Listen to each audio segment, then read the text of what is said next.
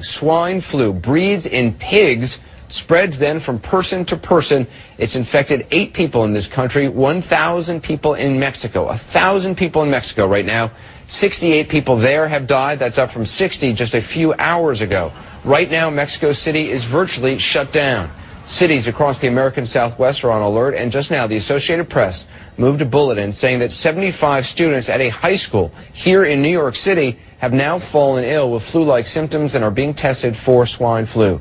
Dr. Sanjay Gupta is going to join us shortly, but first, Randy. It's a bit of a mystery now, but if you sort of start to look at the makeup of this virus, it's made up of several different viruses. They're calling it a swine virus, but look at all the things that they're starting to figure out. First of all, it seems to have components of the North American swine virus, the avian influenza, the bird flu. We've talked a lot about this.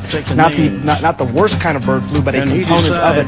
Human influenza, which makes it contagious from human to human, and also forms of swine influenza from Asia and Europe. All the same. There'll be a golden ladder reaching down when the man comes around.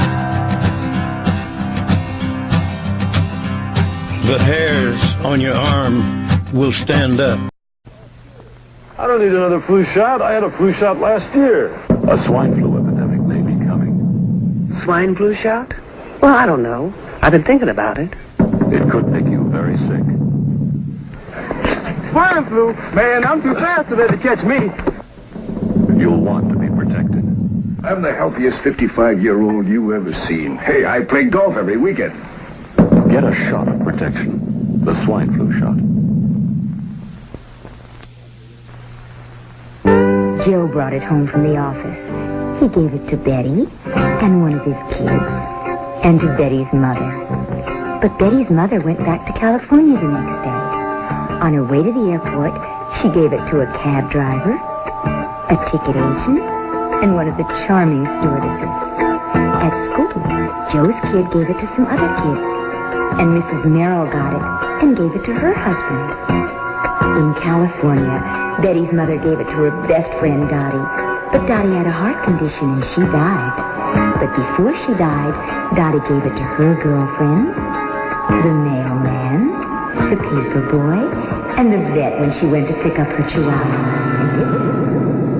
If a swine flu epidemic comes, this is how it could spread. You'll want to be protected, especially if you're elderly or chronically ill. Get a shot of protection, the swine flu shot. Economic Policy Journal writes that during Obama's recent trip to Mexico, he was received at the Anthropology Museum in Mexico City by Felipe Solis, a distinguished archaeologist who died the following day from symptoms similar to flu. Now, why was he allowed to meet the president, and what did Solis actually die of? The questions remain unanswered. Well, they might have been answered, but we don't want to spoil. I am calling because I'm very concerned. We have some actual proof that a trucker may actually be transporting bird flu.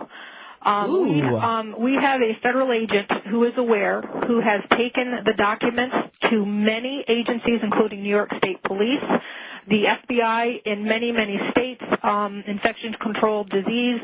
And what this trucker reported was that he works for Department of Homeland Security. He's a Spanish man who is trucking an independent truck. He goes down to the corner of Broadway and Clinton in Albany, New York at the Department of Homeland Security facility every single evening for loads.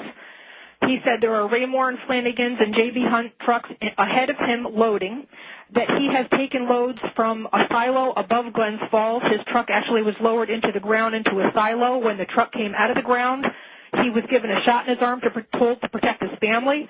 He transported iced, refrigerated loads to the Pentagon, Baltimore, Maryland, Tucson, Arizona.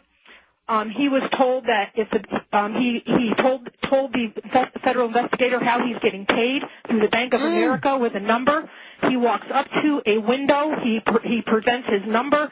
He is taken to a back room and paid in cash. He showed the federal agent $100,000 worth of receipts because he gets $5,000 per load, and he's done as many as 3 loads per day.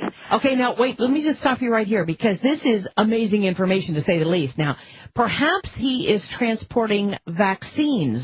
refrigerated vaccines. Is that a possibility?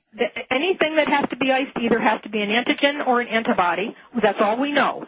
But we know that they gave him a shot to transport it, that they told him it was to protect his family, that it is obviously something that has to be kept refrigerated.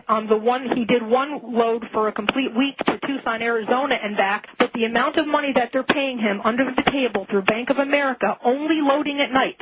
They call him and they ask him to come down to meetings at Department of Homeland Security at 3 o'clock in the morning. They'll ask him how he's doing and send him back home and say, fine, you're okay, go back home.